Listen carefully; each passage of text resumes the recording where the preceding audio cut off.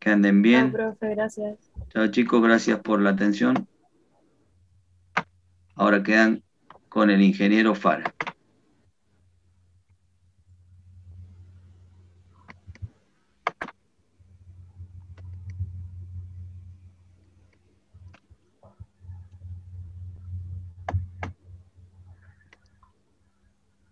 Buen día, jóvenes, ¿cómo les va? Buen Hola, día. buen día, profe. Profe, Buen día, profe.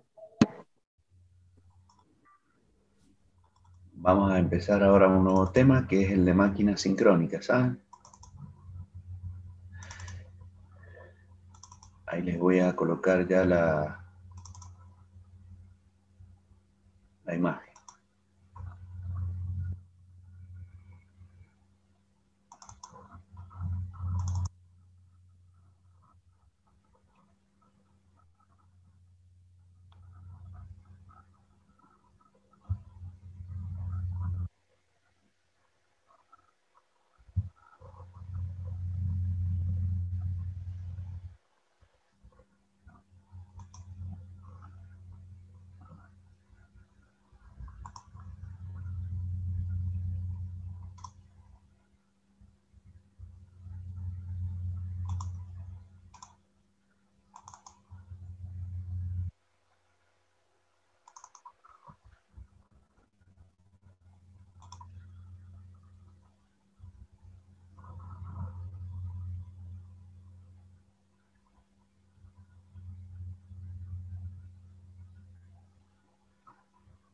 Bueno,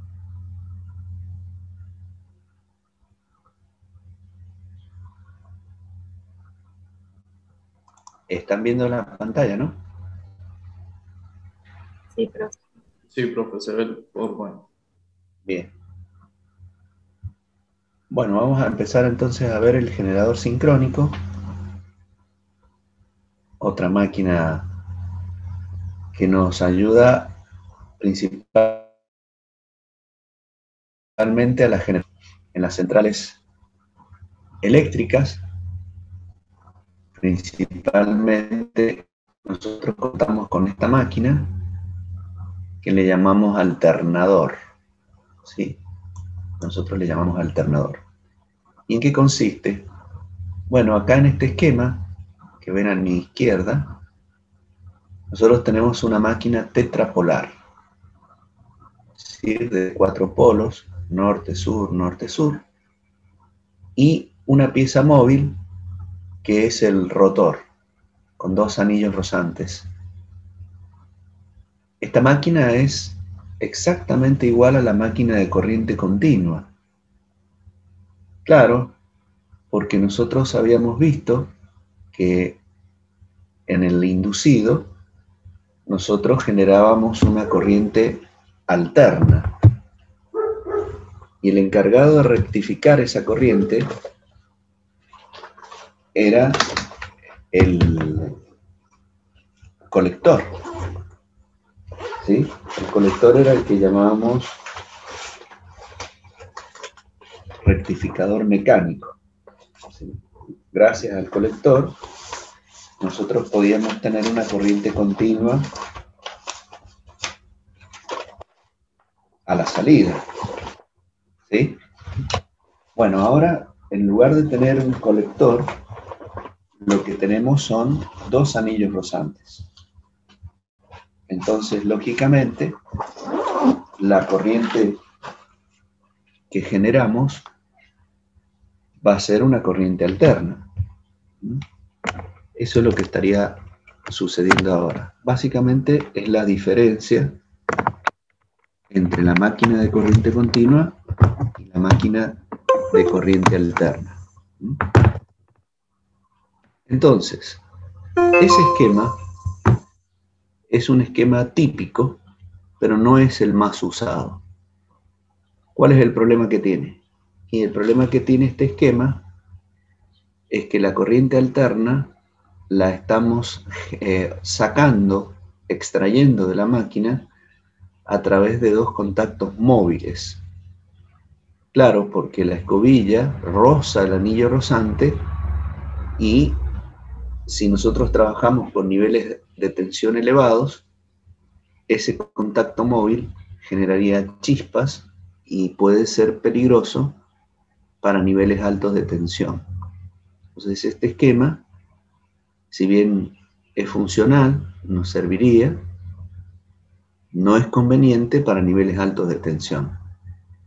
Entonces, ¿cuál es el esquema que se usa normalmente? Y el esquema que se usa normalmente es un esquema inverso, digamos. Es decir, el inducido ahora es la parte fija de la máquina, es decir, el estator, y el inductor es el rotor. Es decir, acá tenemos otra vez una máquina tetrapolar, pero los polos están en el rotor. Ahí está el inductor. ¿Estamos de acuerdo? Vamos a poner nuestro... ¿se entiende hasta acá, jóvenes? Sí, profe. Bien. Entonces, vamos a colocar nuestro apoyo de trabajo, ¿cierto? La hoja de escritura que usamos para fórmulas. Ahí se está abriendo. Aguarden un segundo. Electrotecnia. Ahí lo tenemos. Bien. Entonces, este sería la principal situación, ¿no? Google Docs. Bien. Entonces,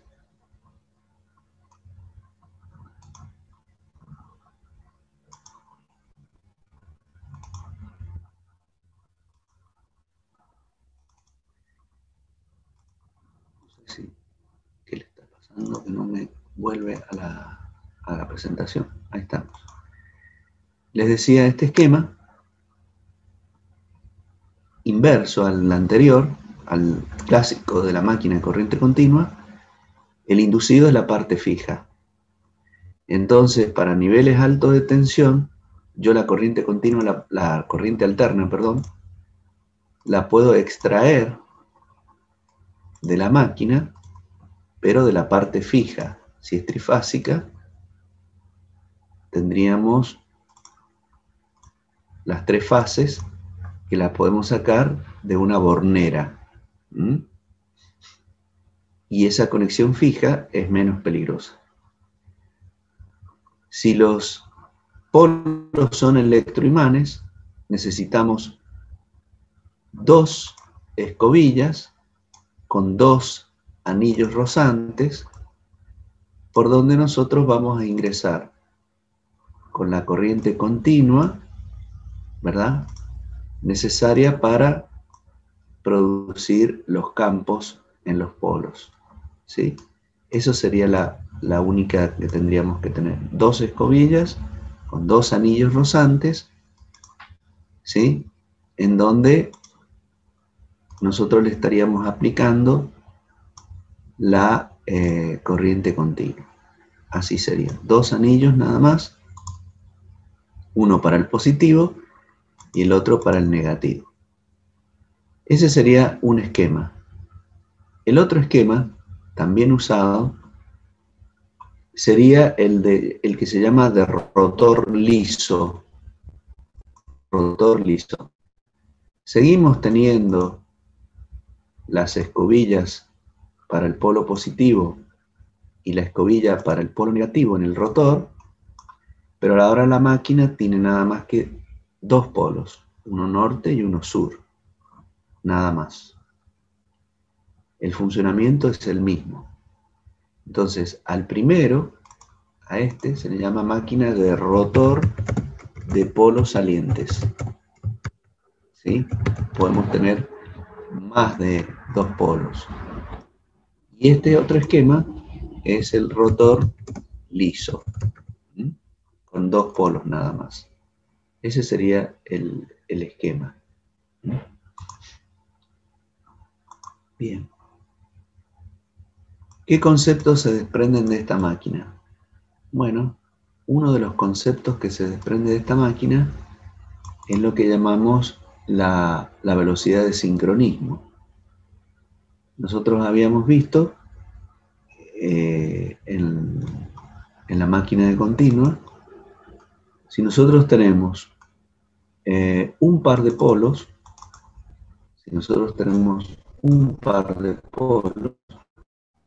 vamos a insertar una ecuación, o sea, P igual 1, eso significa un par de polos. En una vuelta completa generamos un ciclo de la corriente alterna. ¿Sí? En una vuelta completa generábamos un ciclo. Ahora bien, eso es equivalente a la frecuencia. ¿Sí? Entonces, si nosotros damos n vueltas,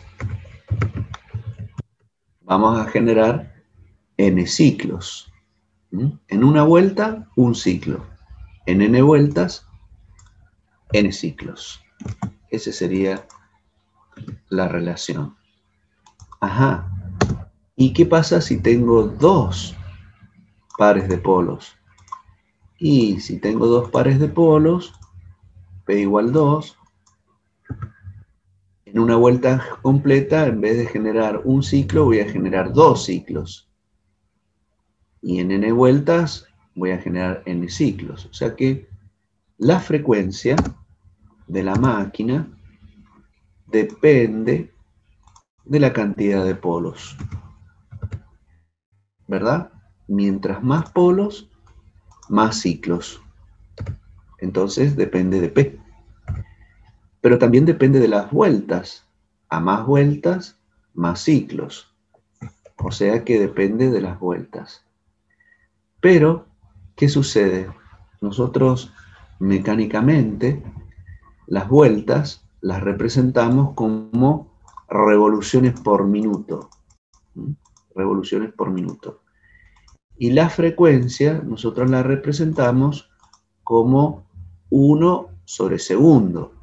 Bueno, entonces divido por 60 para que las RPM se conviertan a segundos. Y entonces la frecuencia me queda expresada en hercios, que es 1 sobre segundo. Y esta es la expresión de la frecuencia en estas máquinas. La frecuencia de la corriente generada depende de la cantidad de polos, de la velocidad, e inversamente proporcional a esta constante que es la 60. ¿Se entendió? Esta máquina, Sí, profe. tienen el inductor, ¿verdad? Que en este caso es de polos salientes. Al ser de polos salientes, fíjense, nosotros tenemos una gran cantidad de polos, ¿verdad? Y por problemas que presenta esta máquina en su funcionamiento, suele contar con lo que se llama jaula de amortiguamiento, que es esta, ¿ven? Acá se ve la bobina y acá se ve una jaula. Y ustedes dirán, jaula, ¿y eso qué es? ¿Ahora qué es? Bueno, les voy a presentar a lo que le llamamos jaula. En realidad, esto de jaula lo vamos a ver muy bien cuando veamos el motor asincrónico. La jaula, nosotros tenemos el... Bueno, ¿qué pasó? A ver si podemos poner un gráfico. ¿A qué se le llama jaula? Bueno, se le llama jaula a un esquema que sigue más o menos la forma que ustedes conocen, a lo mejor cuando han sido chicos, han tenido hamster. ¿Alguno ha tenido un hamster, una ardillita de esas, cuando ha sido chico? La verdad que ¿O no. no? no tuvieron infancia ustedes. ¿O sí? Ah, sí, un perro Ah, tuvimos. se portaban bien. Perros sí tuvieron. Ah, qué lástima, porque de perros no existe nada. Bueno, ¿qué es la jaula de ardilla? Se llama jaula de ardilla. Que es la jaulita, vieron que donde corren los ratones, o los hunters. ¿Eh? Entonces tenemos una pieza que es similar a esto que yo les estoy dibujando. ¿Ah? A esto se le llama jaula de ardilla. Es una pieza que tiene barras, ¿verdad? Acá lamentablemente esto no lo puedo recortar para que se vea bien la perspectiva. Pero básicamente sería esto: dos anillos que están atravesados por unas barras. A esto se le llama jaula de ardilla, por el juego este para las ardillas. ¿Sí? Esa jaula, en la práctica, es un cortocircuito. ¿Sí? Y en las máquinas asincrónicas es fundamental para el funcionamiento de un motor que se llama motor jaula de ardilla. Entonces, en esta máquina tenemos una jaula porque esto que ven acá son barras. Estas son las barras que yo les dibujé en el caso anterior. Estas barras atraviesan la ranura o la jaula de amortiguamiento y después tiene dos anillos. Fíjense que acá tenemos también los dos anillos por donde debería ingresar la corriente continua. Nosotros tenemos que ingresar con corriente continua para producir los polos. Y así sería el devanado del polo. Fíjense, esto que ven acá son cinchas, digamos así, que aprietan las chapas. Y aquí adentro es donde se introduce la bobina, ¿ven? O sea, la bobina, esto se introduce dentro del núcleo y esta sería la bobina, que está firmemente atada. Y ahí tienen los principios y fin. Acá podemos marcar el principio y el fin del devanado. Y eso se introduce acá. ¿Ven? Se introduce. Y esta sería la jaula de amortiguamiento, esta que ven acá. También ahí tienen la jaula, ¿ven? Y esto forma parte de otro esquema que esta no es la jaula. Acá me equivoqué. La jaula es esta que está acá arriba, perdón. Esta sería la jaula. Que está cortocircuitada en vez de anillos por esta pieza. Ese sería ya vamos a ver para qué sirve la jaula de amortiguamiento. Entonces son problemas que tiene la máquina en el funcionamiento. Bueno, este sería entonces el rotor de polos salientes. Después, acá tienen lo que sería el rotor liso. ¿Ven? Ahí tienen el rotor liso. Los polos no salen. Acá las bobinas están dispuestas muy parecido a lo que vimos con el bobinado de la máquina de corriente continua. Tiene un paso. Se van colocando.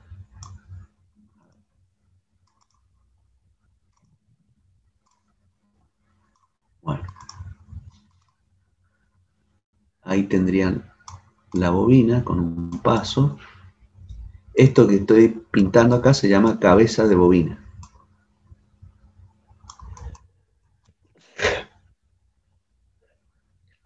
Y la ranura propiamente dicha estaría aquí.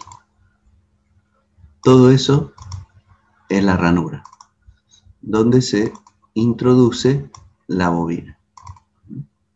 Entonces, ahí estaría la ranura, y la cabeza de bobina sería esta, ¿ven? Donde da la vuelta. ¿Sí? Bueno, esos paquetes se van colocando de acuerdo al paso que tengamos en las ranuras. Acá, fíjense, están los colectores. Allá atrás está el colector donde van a rozar las escobillas. La escobilla del polo positivo y la escobilla del polo negativo, por donde ingresa la corriente continua. ¿Cómo se arma? Fíjense acá. Bueno, es interesante ver cómo se arma. Esta sería la bobina, ¿ven? Que se introduce dentro de la ranura. La ranura está aislada con un papel que se llama papel Presspan. Se introduce dentro de la ranura, esto tiene todo envuelto en Presspan. ¿Para qué? Para que el alambre de cobre no se raye o se lastime lo que sería el barniz aislante.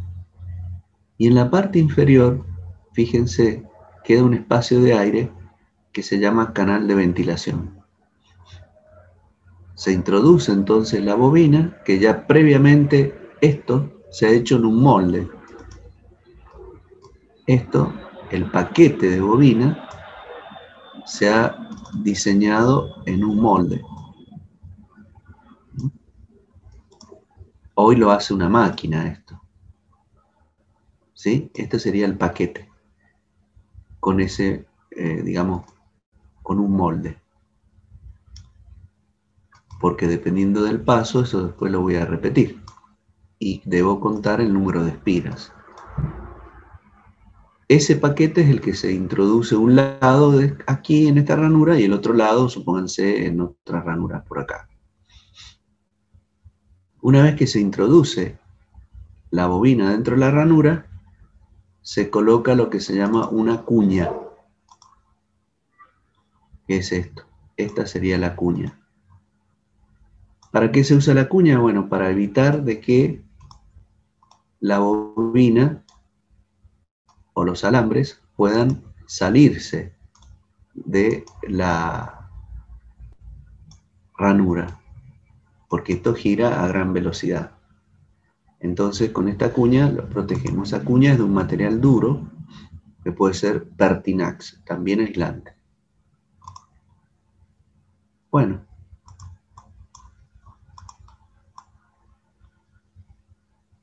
¿Cómo sería la alimentación de los polos?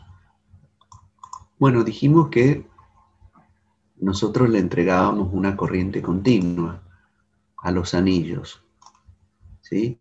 Ese anillo para el positivo y este anillo para el negativo. Ese sería el esquema. Bueno, entonces, ¿de dónde viene la corriente continua? Bueno, la corriente continua viene, o puede venir, de un generador de corriente continua. Fíjense, este sería el generador de corriente continua, con las escobillas, el inducido, y en este caso es un generador en derivación, con su reóstato de regulación. Nosotros aquí generamos el flujo para que en el inducido se produzca la FEM. Luego esa FEM hace circular una corriente continua que va a este anillo, que es del polo positivo, y desde allí nosotros tenemos un extremo de la bobina que ingresa, va haciendo un circuito, ¿verdad? Y regresa al polo negativo. Y del polo negativo vamos al negativo del generador de corriente continua. Ese generador de corriente continua se lo llama excitatriz. El nombre técnico es excitatriz. En este caso es la excitatriz principal. Y cuando la máquina gira, ¿verdad? Cuando esto gira, impulsado por el motor primario,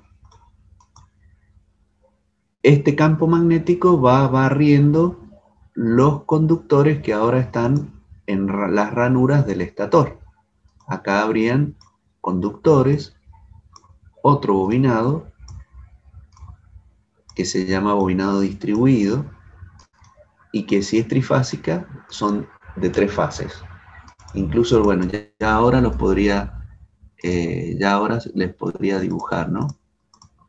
Es decir, las 3 fases distribuidas, ¿ven? En azul una fase, la S, supónganse, y en rojo la fase T, supongamos, ¿no? Ahí. Que yo tuviera 3 por cada fase. Entonces ahí se va a inducir la corriente alterna trifásica. ¿Estamos en claro hasta acá? ¿Me van siguiendo, chicos? Sí, profe. Bien. Ahora vamos a ver qué características tiene la FEM. Bueno, nosotros cuando estudiamos el transformador vimos que existía una ecuación que era la fórmula de Bouguereau. ¿Se acuerdan? La fórmula, habíamos deducido la fórmula de Bouguereau, que era la fórmula que habíamos obtenido de la FEM inducida, que era el 4.44 por N, por la frecuencia y por el flujo. ¿Se acuerdan? Esa era la expresión de Bouguereau. Claro, pero para una máquina estática, como es el transformador, esta fórmula era suficiente. No hacía falta nada más. Ahora, también vamos a tener una máquina estática, como lo es el transformador. Ahí fue donde hicimos la deducción de esta fórmula. ¿Se acuerdan, chicos?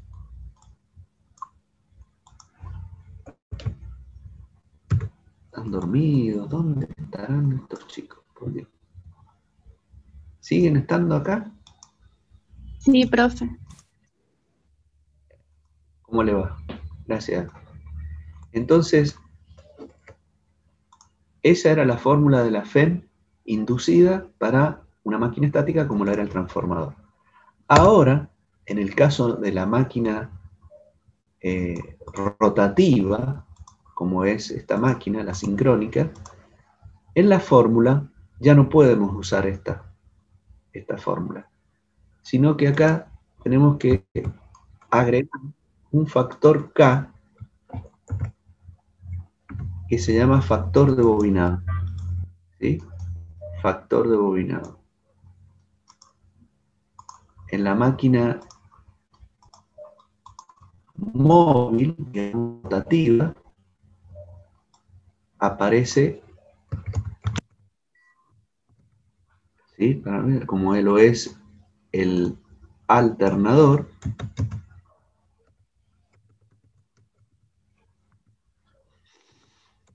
aparece el factor K llamado factor de bobinado.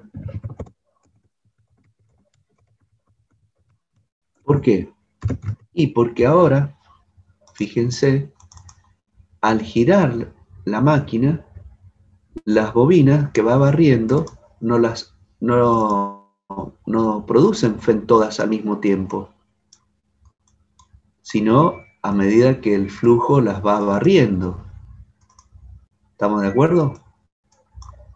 a medida que el flujo las va barriendo, es como se va a ir produciendo la FEM. Entonces ya no es una máquina, digamos, como el transformador, porque dependiendo cómo la vaya barriendo este flujo, es cómo se va a ir produciendo la FEM. Entonces, existen para nosotros, ahora, bueno, se me puso este punto y no sé cómo lo voy a sacar. Es un señalador. Bien, ¿qué va a pasar? Ese factor K, que es un factor de bobinado, va a estar compuesto de un factor que se va a llamar factor de distribución y de otro factor que se va a llamar factor de paso. Factor de paso. El factor de distribución y el factor de paso. Estas cantidades hacen que la FEM sea menor que 1. Al ser este factor menor que 1, esta FEM va a ser un poco menor que la FEM del transformador. ¿A qué se refiere con factor de distribución? Bueno, al de distribución es muy sencillo. Nosotros en la máquina, ¿sí?, cuando tenemos el estator, donde tenemos las bobinas trifásicas, por ejemplo, y supongamos un rotor de tipo de polos salientes, ¿qué sucede? Y sucede que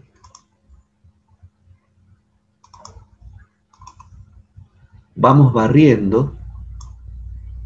Bueno, no se puede dibujar muy... Vamos a ver si lo hago con curva.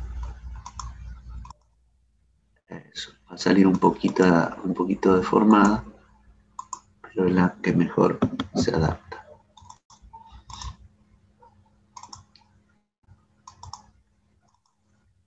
Eso es.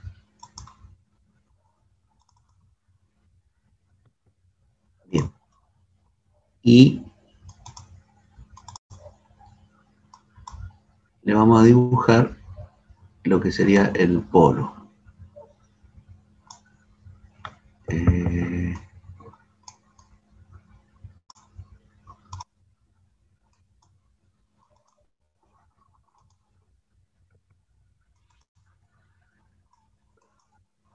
Tenemos un polo.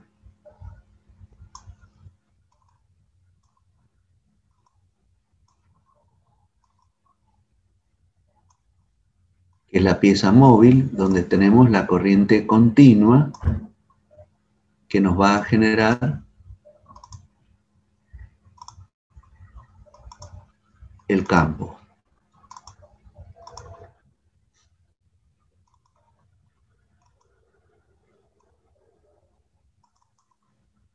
Bien.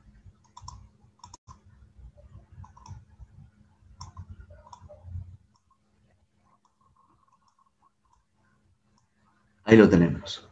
Entonces,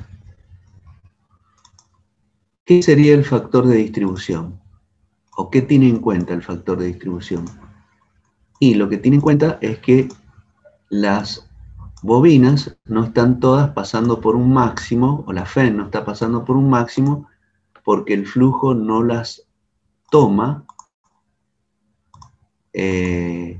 con el flujo perpendicular, sino que va a depender de la posición en la que se encuentran. ¿Sí?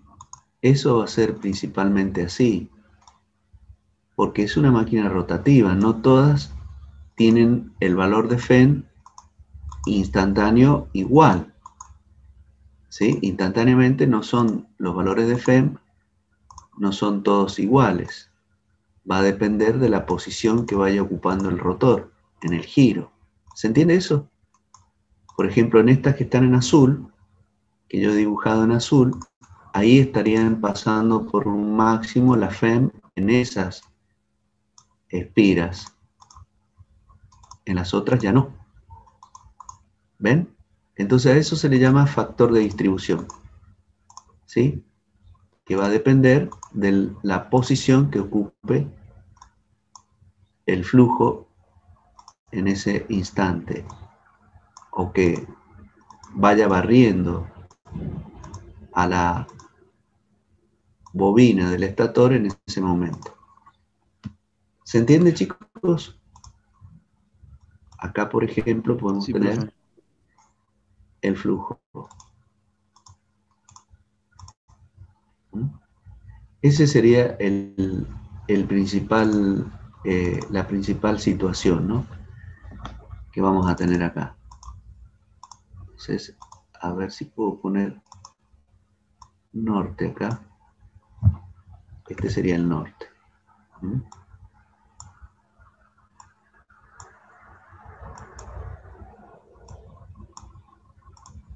¿Estamos de acuerdo, chicos? Y por supuesto, aquí abajo tenemos el sur.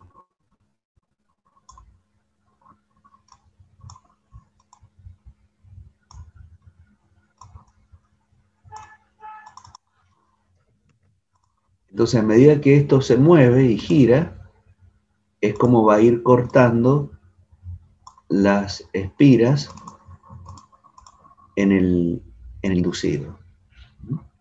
Bueno, acá podemos terminar un poco la forma.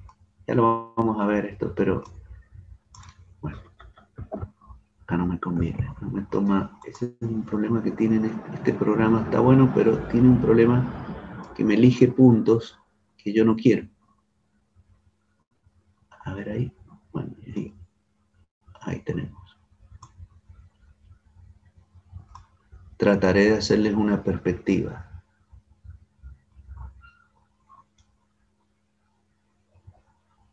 Por ahí. Y entonces les voy a copiar esta figura y la voy a insertar más atrás.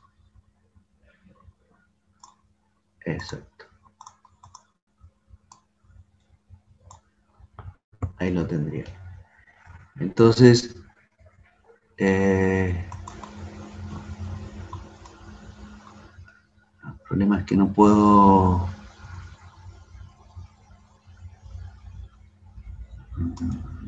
Vamos a borrarla.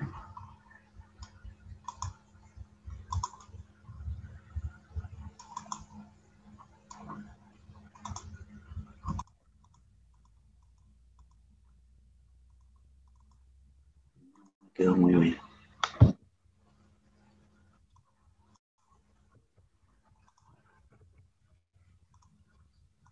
Acá lo que les quiero hacer es la curvatura.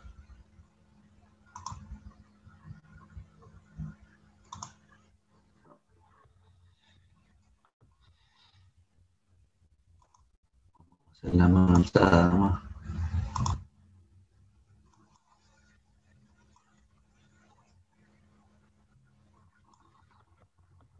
Bueno.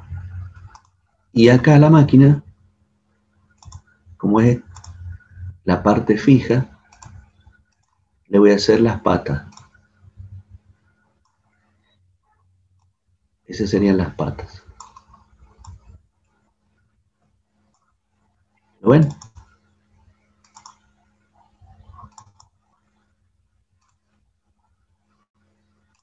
Ahí la tendría. ¿Está entendido, jóvenes? Sí, profe, se ve. Bueno, entonces, ahí estaría la parte fija de la máquina, que es donde va a ir anclada. Acuérdense que necesitamos patas de anclaje. Bien. Y la corriente que nosotros generamos la tenemos que extraer. Y esa extracción, como ya les dije recién, se hace por medio de conexiones fijas. ¿Mm? Entonces acá están los terminales. ¿Mm? Esos serían los terminales o bornes. ¿Se entiende? Entonces es más fácil extraer la corriente que generamos gracias a la conexión fija. Ahí tendrían si es trifásica, ¿verdad? Y por supuesto tendríamos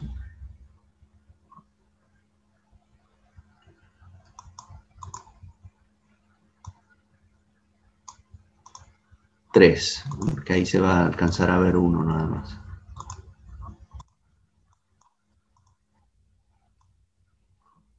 O dos. ¿Está claro, jóvenes? Ese sería un detalle más o menos de cómo es la perspectiva de la máquina. Entonces, ese sería el factor de distribución. La FEM no está pasando por un máximo en todas las bobinas, sino que dependerá de la posición en la que se encuentra. Y existe otro problema. Ahí verían ustedes entonces el KD, que es el factor de distribución.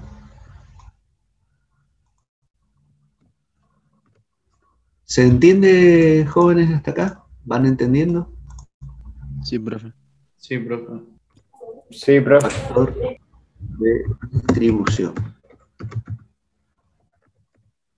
El otro factor, que es el factor de paso, ¿a qué se refiere? Bueno, vamos a tener que hacer otro esquemita, lo vamos a hacer un poco más sencillo. Nosotros vimos que la bobina, ¿sí?, que está en el estator, nosotros podríamos tener, supónganse, ¿no?, el principio de una, ¿sí?, de una bobina, ¿verdad? Y el final lo podríamos tener acá. Ahí, ¿qué pasa? Y ahí lo que está pasando es que tenemos, en este caso, tendríamos que el principio y el fin de la bobina ocupan un diámetro. ¿Ven? Esto sería un diámetro. Entonces, principio y fin, ¿verdad? Principio y fin. Si ustedes me permiten, les hago un poco así en trazo. ¿Cómo sería?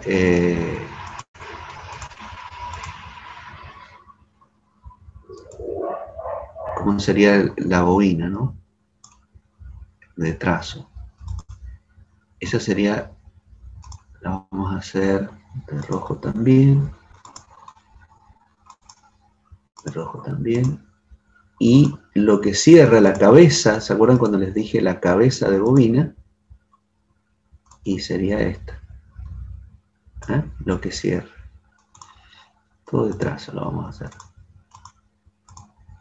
Bien, entonces esa sería la bobina nuestra. Tendría esa figura. Ahora bien, este sería entonces cuando la bobina abarca un diámetro, se llama de paso diametral.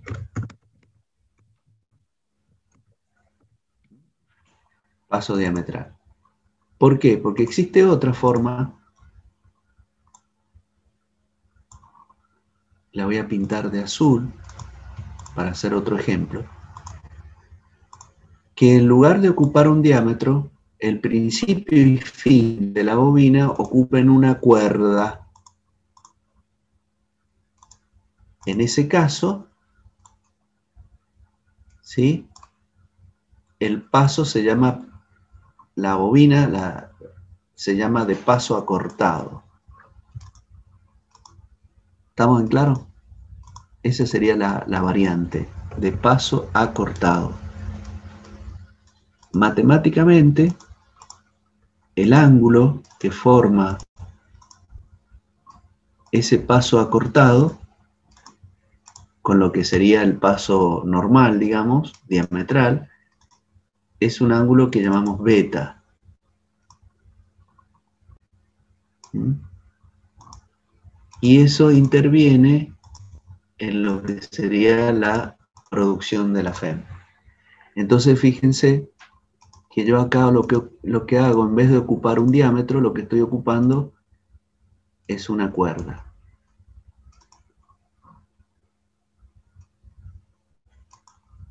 ¿Se entendió? ¿Se entendió, jóvenes? Esa es la diferencia con el paso diametral.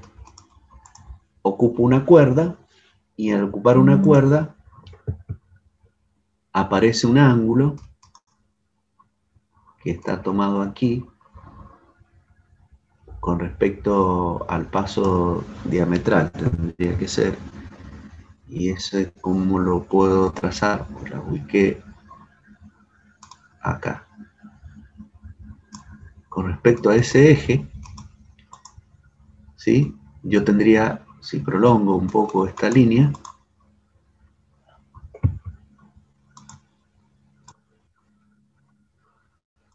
allí tendría un ángulo. Ese ángulo que está acá se llama ángulo beta.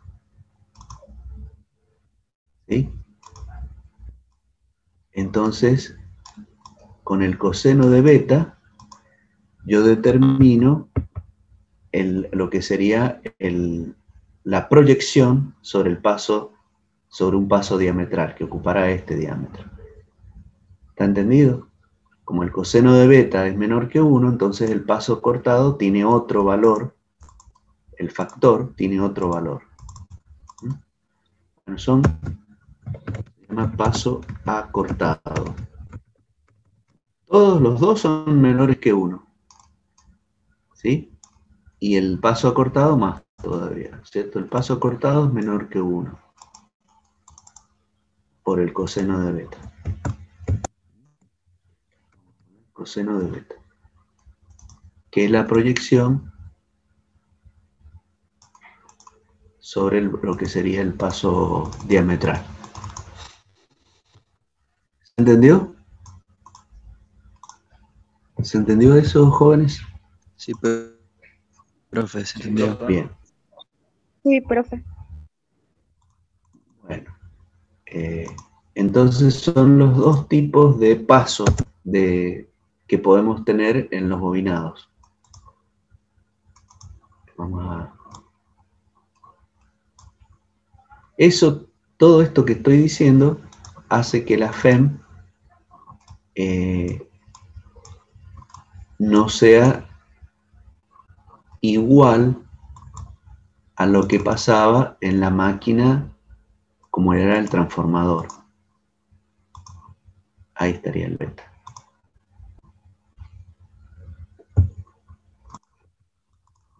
¿Se entiende entonces, chicos? Ahí tendrían, bueno, vuelta para atrás.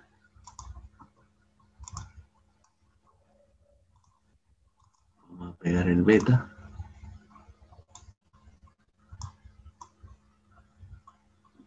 Ahí estaría. Entonces, esos serían los dos tipos de bobinados que yo tengo. El diametral, que lo vamos a mejorar este dibujo, porque si no va a quedar, no lo van a entender bien cuando... Ahí está, ahora sí me gustó más.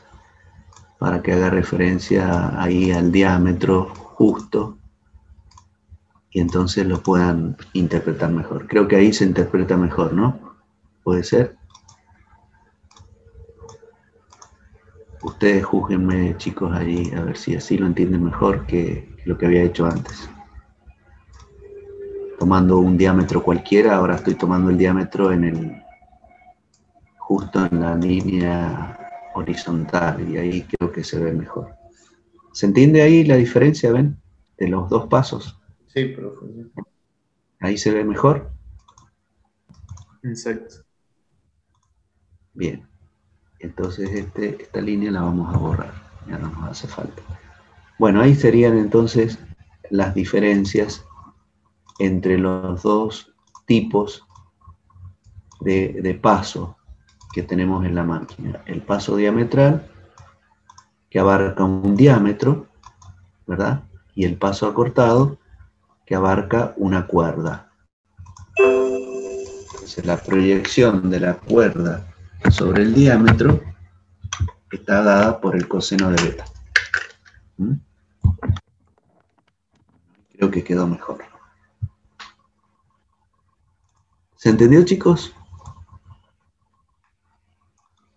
Esto ayuda a entender por qué las dos expresiones de las mismas, porque las dos son Fen inducidas, pero al existir, ser una máquina rotativa, aparecen todos estos problemas, ¿sí? Como esto está girando, en el transformador no hay piezas móviles, bueno, es que aparece ese factor de bobinado que incluye estos dos factores que les acabo de explicar. Bueno, esto se los explico porque no está en el apunte, ¿eh? No lo van a encontrar en ningún lado. Bueno, esas son las razones de que aparezca el factor K. Ahora vamos a ver un tema que es sumamente importante para el desarrollo de las máquinas eléctricas, que es el campo rodante. ¿Qué es el campo rodante? Mientras se abre la imagen que yo he preparado en AutoCAD, nosotros vimos que a medida que la FEN se induce en las distintas fases, si es trifásica la máquina, RST, los máximos se van a ir produciendo en distintos momentos, con un concepto que se llama grado eléctrico. ¿Ah? Entonces vamos a poner diferencia entre grados eléctricos, esto tampoco está, y grados geométricos. ¿Por qué ahora hablamos de grados eléctricos y geométricos? Bueno, tenemos que hablar de la diferencia por lo siguiente. Vamos a necesitar otro gráfico. ¿Qué sucede? Nosotros cuando generamos una onda de corriente alterna, ¿sí? ¿Qué vimos? Que con un par de polos, nosotros generamos en una vuelta completa un ciclo de la corriente alterna. Bueno, qué feo que salió. ¿Sí? Generamos un ciclo de la corriente alterna en un giro completo. ¿Sí? Eso con un par de polos. Y con rojo voy a hacer otra onda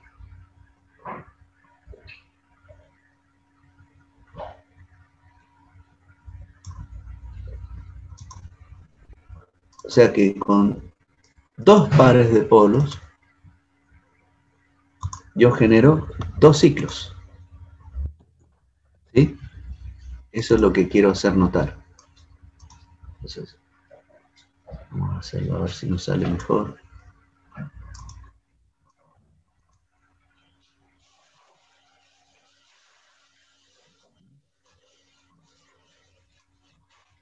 Bueno, Bueno, ahí salió un poco mejor. Ahí ustedes con 2 ciclos, con 2 pares de polos, en una vuelta completa, he generado 2 ciclos.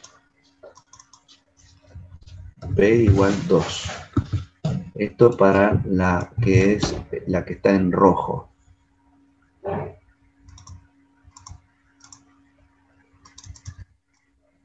¿Estamos de acuerdo hasta ahí? Sí, profe. Bien. Y en esta que está en azul, con un solo par de polos. Ese sería entonces el... ¿Qué significa? Si yo acoto esto a... Bueno.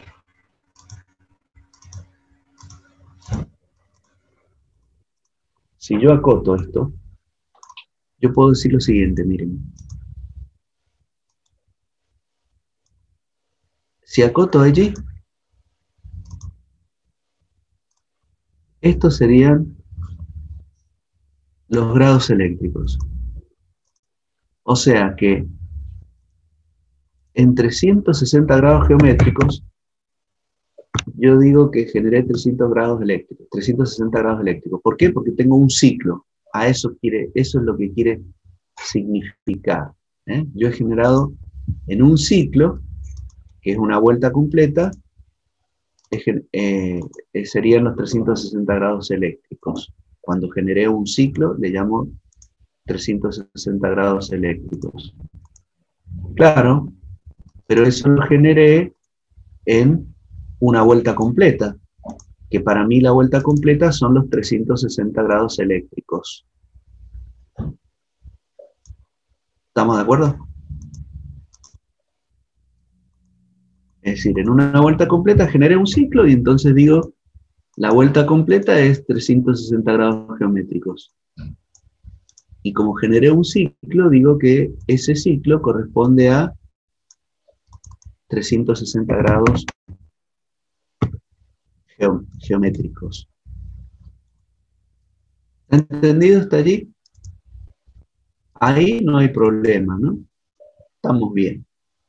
Pero el problema es cuando estoy con la línea, la roja. Con la roja, la onda roja, no fue así. En 360 grados geométricos yo generé 2 ciclos, o sea, generé 720 grados eléctricos. ¿Entendieron eso? Sí, profe. Entonces, ahora para la que sería la de 2 ciclos, generé 2 ondas, entonces digo que allí tengo 720 grados eléctricos. 720 grados eléctricos. Quiere decir que los alfa grados eléctricos van a depender de los alfa grados, de los pares de polos. Porque si tengo más pares de polos, tengo más grados eléctricos. Cuando en el mismo grado geométrico, que es la vuelta completa. ¿Se entendió? ¿Se entendió eso, chicos? Sí, entonces, deduce que va a existir una diferencia entre lo que son los grados eléctricos y los grados geométricos. El grado eléctrico va a ser igual a P pares de polos por los grados geométricos. ¿Sí? Dicho de otra manera, acá le vamos a poner, como generalmente se dice, alfa grados eléctricos es igual a P por alfa grados geométricos. ¿Está claro? Entonces, dependiendo de la cantidad de polos, va a ser el caso de la onda. Entonces vamos a poner ejemplo. Para P igual a 1, va a suceder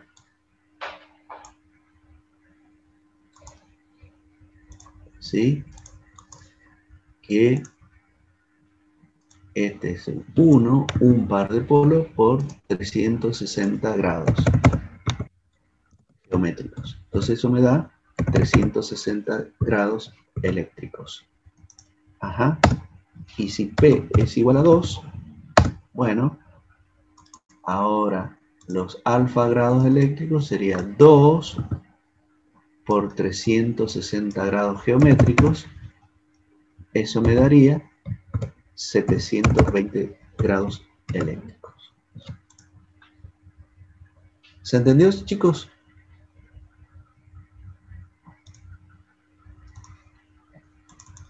Entonces, ahora vamos, entendido esto, vamos a ver lo que es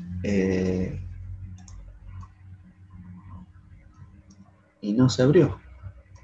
Ajá. No se me abrió el AutoCAD. O se está abriendo, no sé. A ver. Ahora se me trabó la máquina.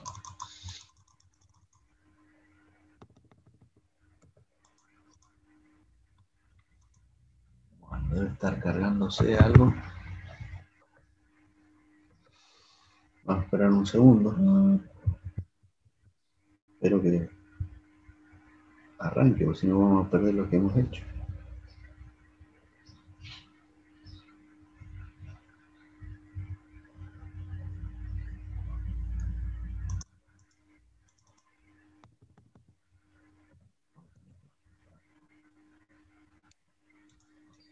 Ahí está.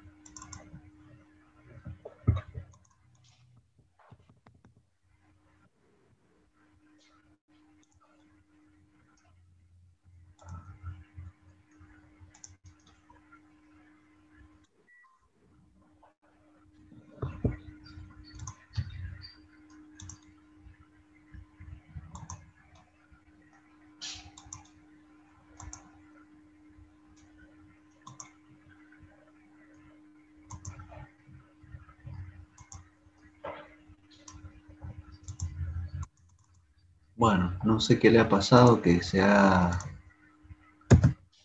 bloqueado está bloqueado el AutoCAD. Voy a tener que arrancarlo de nuevo. Ahí les estoy pegando, mientras está arrancando, le estoy pegando en el tablón el apunte que estamos haciendo ahora. Me dicen si lo pueden ver.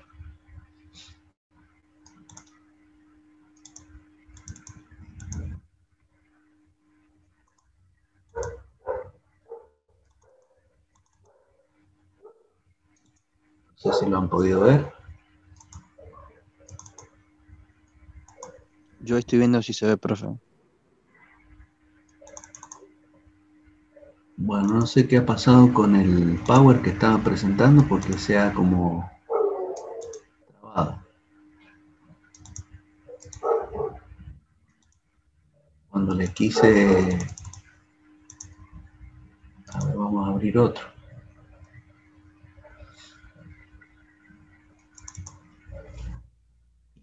A ver si lo tengo por acá, así que lo voy a abrir directamente.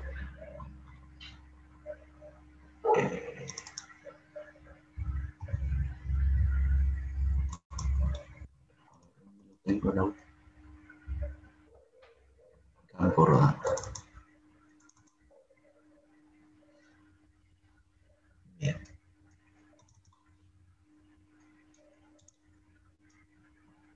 Bueno. No me está queriendo abrir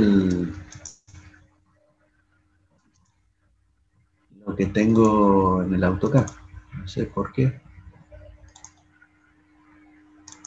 O está haciendo algún trabajo o algo, pero no me lo quiere abrir. Exactamente, debe estar haciendo algún trabajo a la mano. Bueno, qué lástima. Ya lo irá a abrir, no supongo. A ver, les voy a mostrar entonces en pantalla lo que tengo hecho en apunte, ¿no? Ahí está, ahora sí se está abriendo.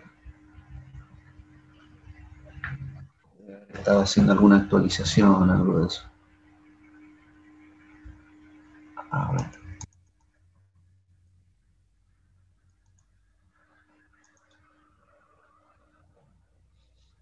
Un segundo. ¿Están viendo la pantalla? Se está viendo el PowerPoint. Sí, el PowerPoint, sí. Entonces, fíjense, les voy a explicar este mientras se abre el otro. Bueno, estas serían las ondas de la corriente alterna trifásica que se induce en el estator. ¿Sí? A medida que va barriendo las fases, es como se induce la FEM. Cada 120 grados, los bobinados están distribuidos cada 120 grados. ¿Está? Ese sería el esquema. Entonces, fíjense cómo sería esto. Acá, supongamos que tomara este máximo que se está produciendo a los 60 grados. ¿Sí? Entonces, a los 60 grados tengo el máximo en R. 120 grados después tengo el máximo en S. Y 120 grados después tengo el máximo en T. ¿Sí? Ese sería el esquema. Porque, repito, las bobinas están distribuidas cada 120 grados. Cada 120 grados aparece otra fase. Entonces, vamos a comenzar por el instante 0. En 0, la fase S tiene un máximo negativo, que para nosotros en el esquema, la fase S está en rojo, sería este, hacia abajo. Y la espira se ubica en esta posición, porque el campo es perpendicular al plano de la espira. Esa sería la S. R está pasando por, vale la mitad y es positivo. Bueno, R es la mitad y es positiva. El plano de la espira R sería este, 90 grados con respecto a ese plano, y positivo tendríamos tita R. Y tita T también está pasando por un valor positivo, pero vale la mitad. Lo tendríamos ahí, perpendicular al plano de la espira en la fase T. Bien, eso en 0 grados. ¿Qué pasa en 60? Bueno, en 60, siguiendo como referencia este esquema, nosotros tendríamos que la fase R, ahora es la fase R la que pasa por un máximo y es positivo. O sea que tendríamos esto. La fase S, en ese momento, es negativa y vale la mitad. Negativa y vale la mitad, 0,5. Entonces, negativa sería al revés y la mitad al que teníamos en 0. Y en la fase que está en azul, que es la T, también es negativo y vale la mitad. Negativo sería hacia abajo y vale la mitad. Si yo sumo vectorialmente estos vectores, voy a tener que me van a dar sobre tita R, o el campo en R. Y el campo resultante allí sería este, que sumado al tita R me daría un campo resultante 1,5 veces más grande. Sería ese. Eso para 60 grados.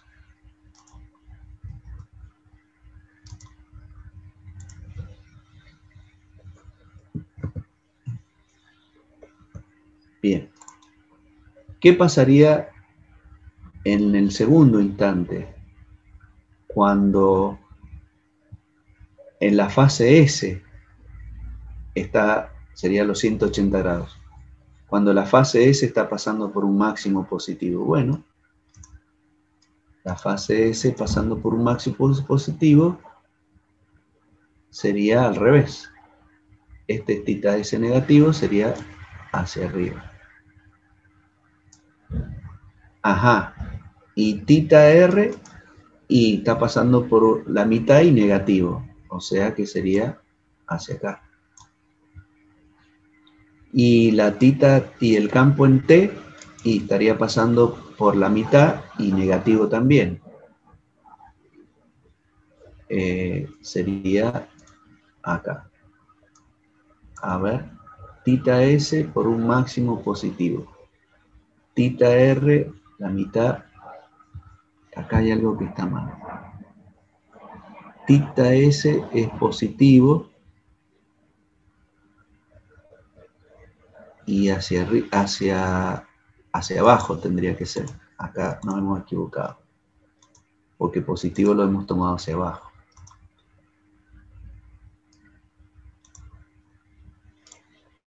Ahí sería tita S. Entonces, si yo sumo, ahora, acá, bueno, sumo estos vectores, el resultante estaría allí, y el campo total estaría acá, 1,5 veces. ¿Estamos de acuerdo? ¿Me van siguiendo? Ahora vamos al tercer instante. En el tercer instante es positivo en T. El positivo ahora es en T y es el máximo. O sea que lo voy a tener acá. Y en R es negativo, o sea que va hacia abajo y vale la mitad. Y en S es negativo y vale la mitad también. Lo tengo allí. Entonces, si yo sumo,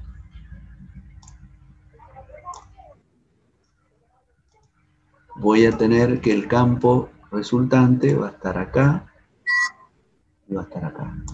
Este lo voy a agrandar un poco. Entonces, este va a ser el resultante. ¿Sí?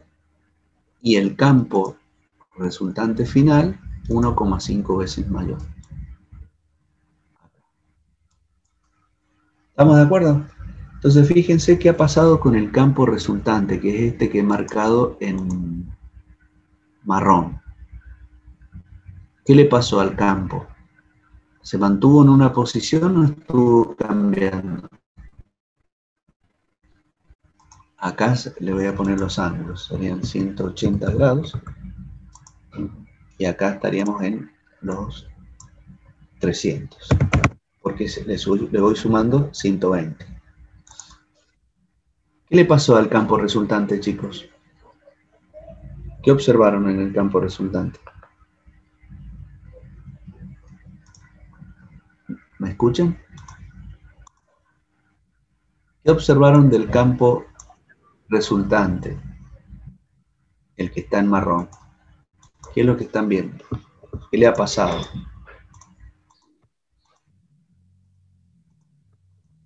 ¿Hola? ¿Me siguen? ¿Qué le ha pasado al campo resultante, chicos?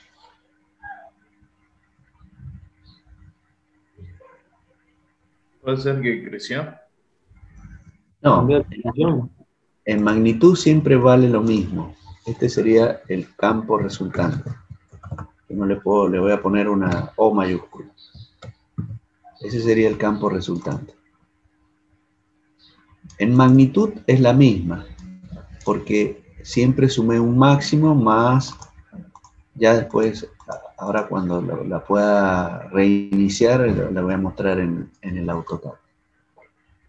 Pero ¿qué le pasó a este vector en marrón? De esta posición pasó a estar acá. Y de esa posición cambió a esta. En el giro completo, el campo resultante fue cambiando de posición. Fue girando en sentido horario. ¿Lo ven? De esta posición inicial, acá, bueno.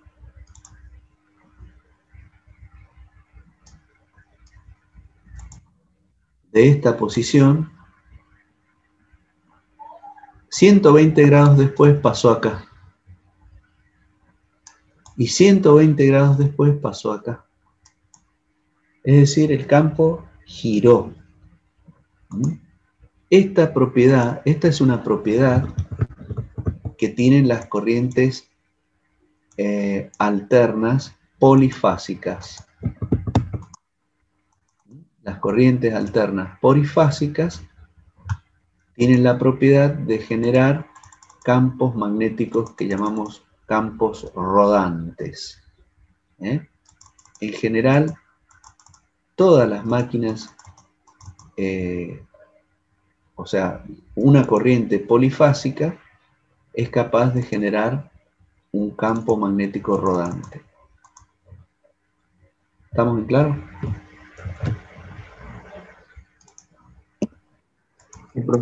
Sería la propiedad que tienen las corrientes polifásicas. Producen campos magnéticos rodantes.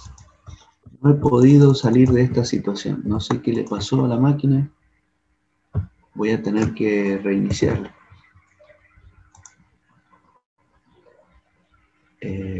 A ver, le voy a decir que termine el proceso de... A ver. Acá, el PowerPoint lo voy a terminar. A ver si así se sale del problema. Y este también. Vamos a ver ahora qué pasa. Exacto. Ahí lo voy a volver a abrir ahora a ver si se salvó el problema. ¿Se entendió eso, jóvenes?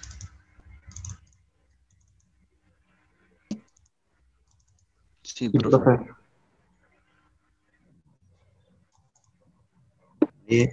El problema lo está teniendo el AutoCAD, me parece. Es el AutoCAD que no está arrancando.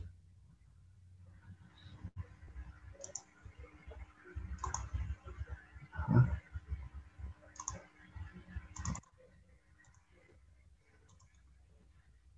Bien.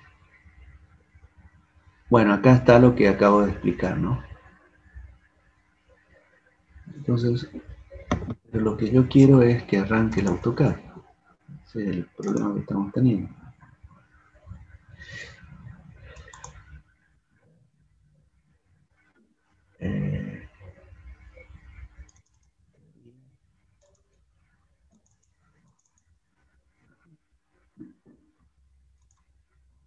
Si lo logro arrancar de otro lado.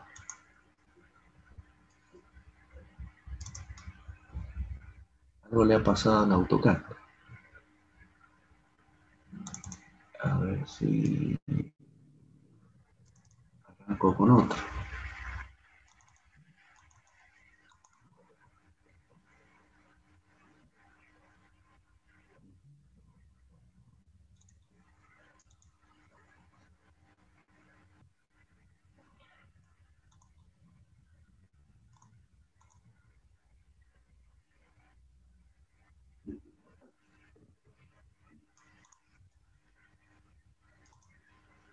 Lo que pasa es que el AutoCAD es el programa más adecuado para abrir acá. ¿Dónde está el inicio con este? A ver.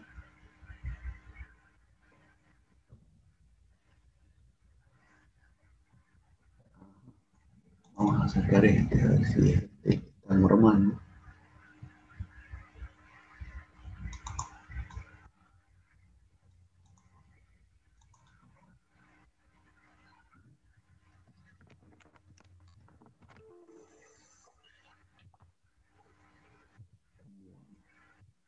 Ayer me anduvo bien el AutoCAD, no sé qué habrá pasado ahora.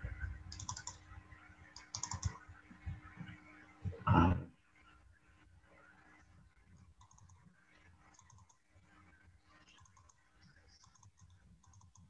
sí, es el AutoCAD el que no está arrancando, evidentemente.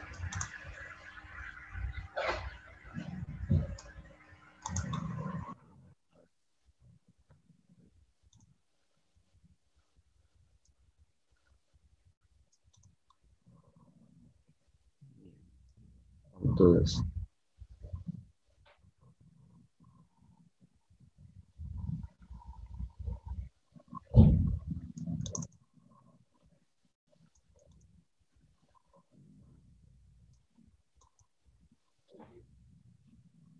ahí está arrancando.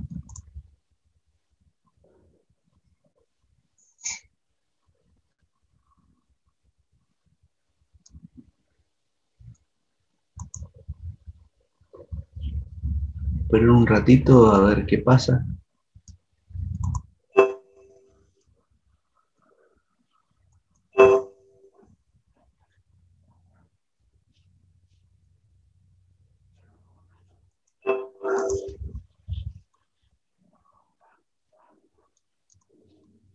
No sé por qué empezó a fallar el AutoCAD.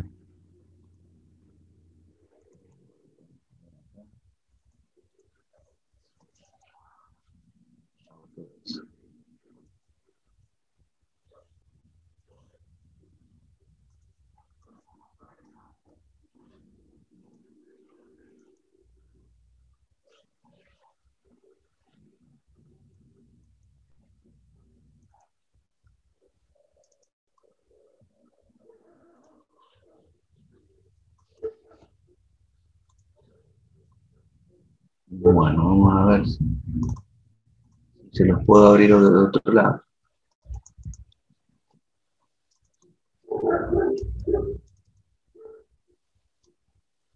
Lo que pasa es que si arranco de nuevo,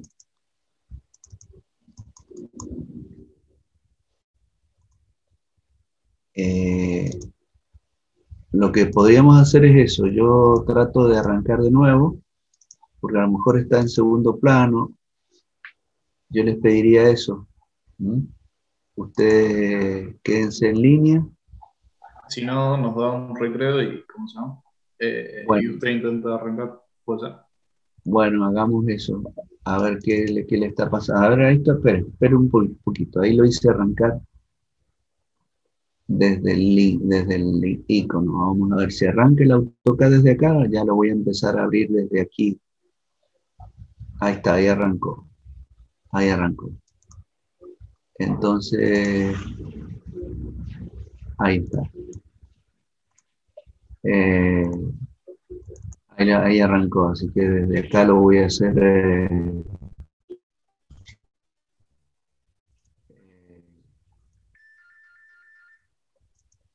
Bueno,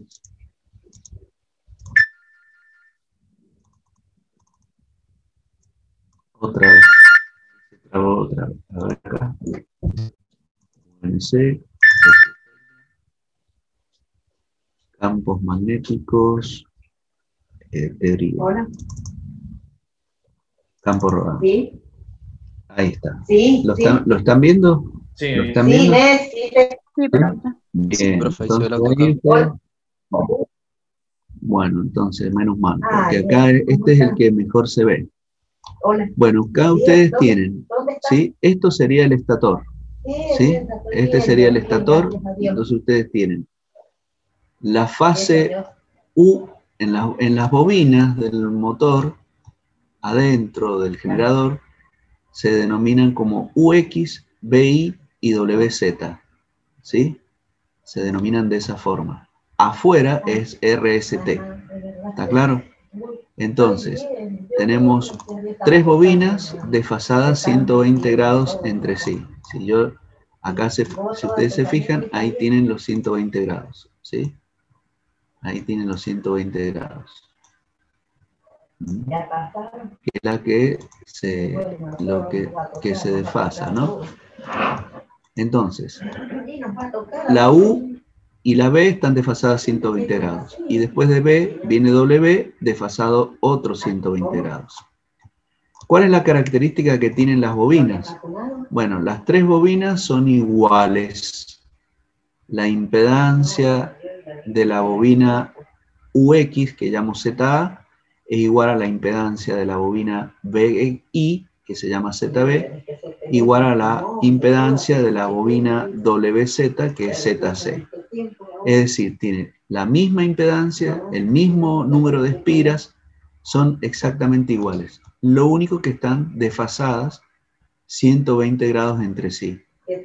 Y además, fíjense, las hemos conectado a estrellas, Entonces los finales Z, X, Y están en un mismo punto.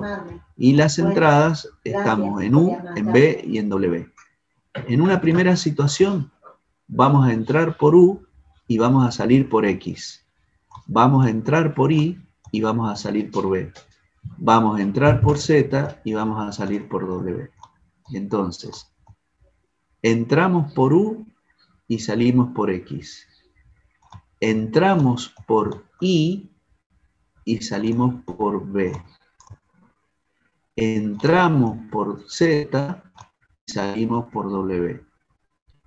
Entonces, en el plano de la espira UX, el campo es θ U y es perpendicular a ese plano.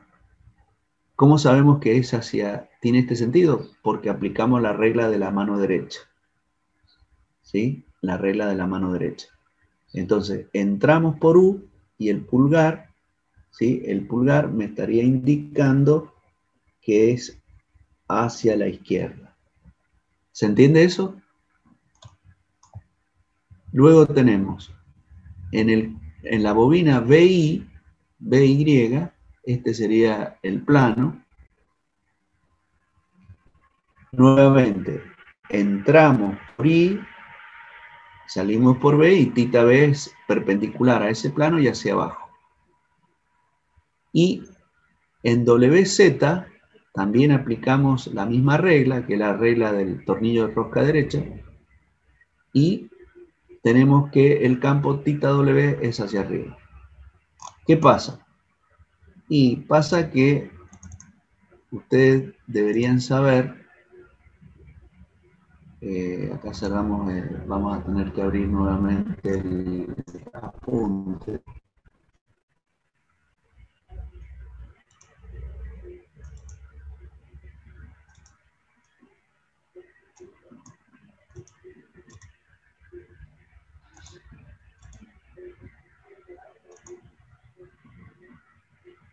Vamos a abrir entonces nuestra hoja de apuntes.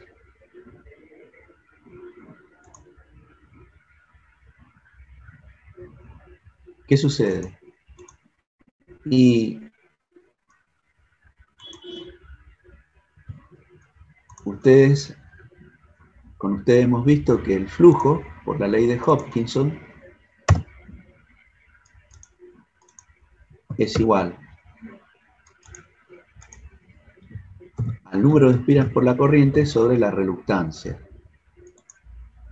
Profe, ahí no estamos viendo, no está compartiendo nada.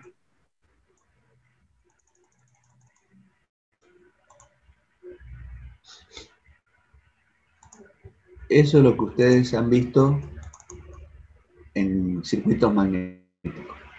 El flujo es directamente proporcional al N por I sobre la reluctancia. Y el N por I es lo que nosotros le llamamos campo magnético, o θ, ¿verdad? Campo. O sea, θ sobre la reluctancia. ¿sí?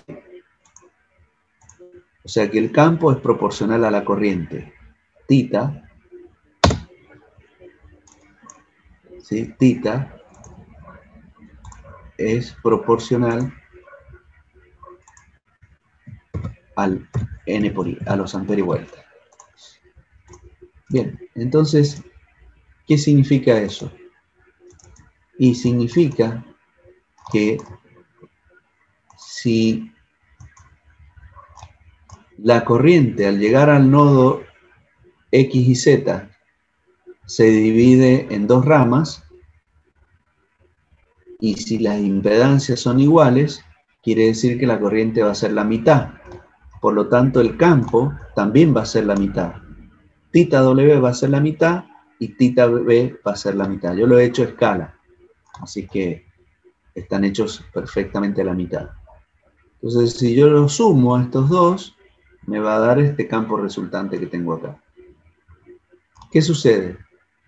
El ángulo entre tita W y la horizontal es de 60 grados. Bueno, eso ustedes lo tienen que deducir por trigonometría, ¿verdad?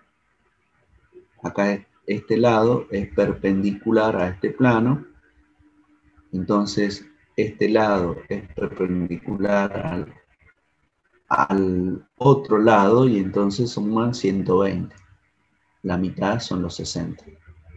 Entonces, ¿cómo va a quedar la fórmula? Y el campo resultante va a ser igual al campo tita U, tita B, perdón,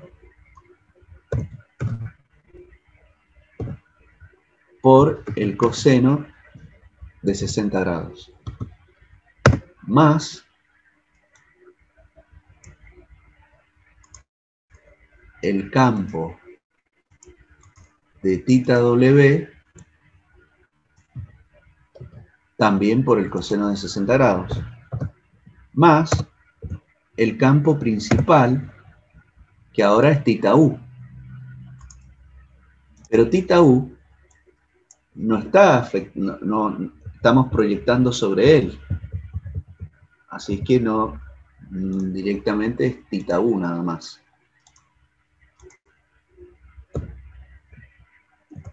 ¿Sí? Tita U. ¿Qué sucede? Todo este análisis lo estamos haciendo con los máximos, con los valores máximos. Entonces directamente vamos a poner sus valores máximos. ¿Qué pasó? Bueno, copiamos acá. O sea que acá tendríamos el tita máximo, que sería sobre 2. Sería sobre 2 porque está producido por la mitad de la corriente. Entonces este sería tita máximo sobre 2. Y el que sigue, lo mismo, porque al ser las bobinas iguales,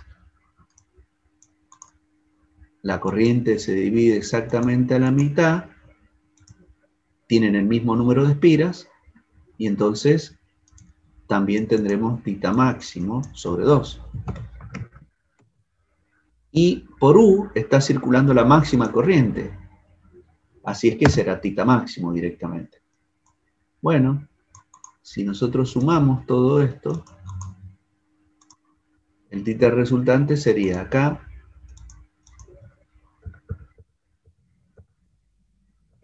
2 veces tita máximo sobre 2 más tita máximo.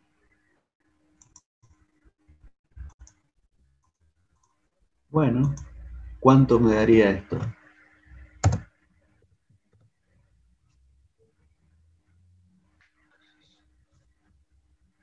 ¿Me escuchan? Sí, se escucha, profe. Bueno, saquen la cuenta entonces.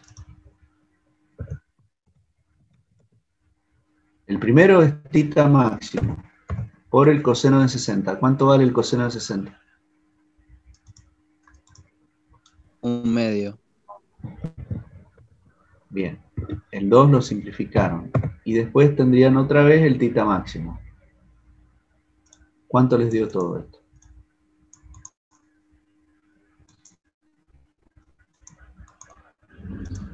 ¿Cuánto dio todo esto, jóvenes? 3/2 tita máximo, ¿no es?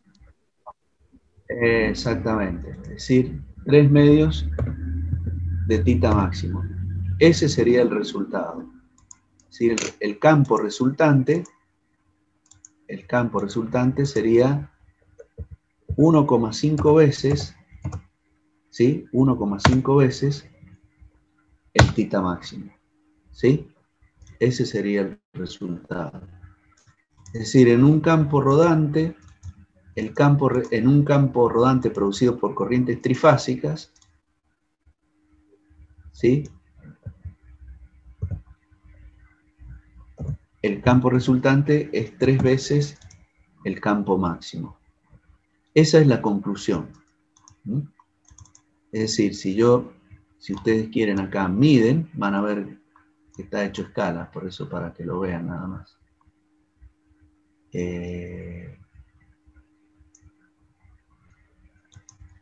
Bueno, a ver acá, me molesta esto acá. Vamos a ver. Exacto. Este comando lo vamos a cerrar.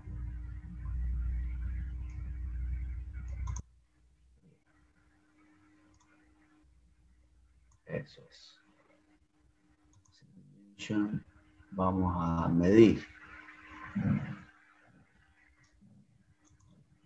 Entonces, si ustedes miden acá, ese sería el principal. 35 me mide. Y la suma de tita W más tita B me da 17,5, ¿ven? Entonces, este valor sería 1,5 veces, 52,5. Ahí lo tienen comprobado analíticamente, matemáticamente y en el gráfico. ¿Se entendió, jóvenes? ¿Se entendió? Sí, profe. Sí, profe. Sí, profe. Bueno, acá el ángulo de 60 grados, esto lo puede ser la parte más, digamos, fíjense, este lado, es perpendicular, ¿sí? A este plano, acá, perpendicular. O sea que yo acá tengo 90 grados. Y hasta acá tendría los otros 90. ¿Verdad? Bueno, este sale por la bisectriz, entonces este es 30.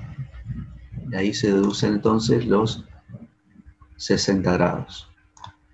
Lo pueden sacar así, lo pueden sacar de todas las formas que quieran, no es problema. Acá, por ejemplo, el lado perpendicular es este.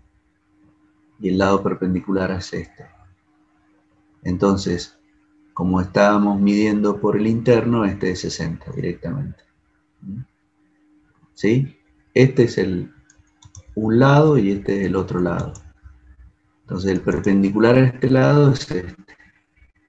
Y el perpendicular a este lado, ¿sí? Sería este. Entonces el interno es 60. Entonces, ¿se entendió eso o no? ¿De dónde saco yo que esto es 60 grados? Sí, profe, yo lo entendí al menos. Bueno, entonces, el campo resultante resultó ser 1,5 veces, que es este. ¿Sí? Entonces, si yo lo hago a esto mismo, a este mismo análisis, ahora entrando por B, el máximo por B, salimos por U y salimos por W, entonces entro por B, salgo por Y. Entra por X, salgo por U. Entro por Z, salgo por W. Entonces, en B tengo el campo θ B, que es N por I, que es este, perpendicular al plano de la espira y aplicando la regla del tirabuzón o rosca a tornillo derecha. El θ U está producido por la mitad de la corriente, porque se derivó, la corriente al llegar al nodo se derivó. Entonces el θ U vale la mitad y es perpendicular al plano de la espira UX y tiene este sentido. El θ W también vale la mitad y es perpendicular al plano de la espira WZ. Nuevamente aplicando la regla del tornillo, a ver, rosca derecha. Se va hacia arriba. Entonces lo sumo y la resultante me da sobre θ B. Y la resultante total es 1,5 veces el θ máximo. 120 grados después, el máximo ahora está en W. Entramos por W y sale la mitad por U y por B. Entonces, entra por U, sale por Z, entra por Y, sale por B, entra por X, sale por U. En el plano WZ, el campo es θW producido por la corriente I, que es este. Ahora es hacia abajo. En θ U es perpendicular y vale la mitad porque lo produce la mitad de la corriente. Y el θ B también vale la mitad y es perpendicular al plano de la espira BI y vale la mitad. Lo sumo y me daría, sumado a θ W, el θ resultante. ¿Qué ha pasado con el campo magnético resultante? Y de esta posición, 120 grados después pasó acá. Y 120 grados después pasó a esta posición. O sea que el campo fue girando. ¿Sí? El campo magnético giró. Y giró en sentido horario, en este caso. Y el valor en magnitud es 1,5 veces el θ máximo. ¿Qué pasa si yo intercambio la secuencia?